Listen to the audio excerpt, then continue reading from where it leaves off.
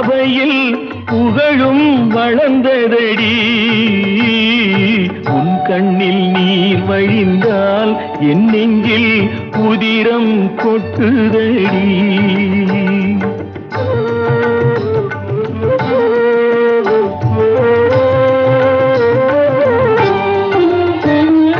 சால சுமை தாங்கி போலே மார்பில் என்னை தாங்கி வீழும் கண்ணீர் துடைப்பாய் அதிலென் விம்மல் தணியுமடி.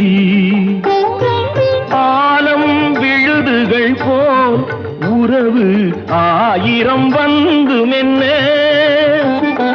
வேறென நீ இருந்தாய் அதில் நான் வீழ்ந்து விடாதிருந்தேன்.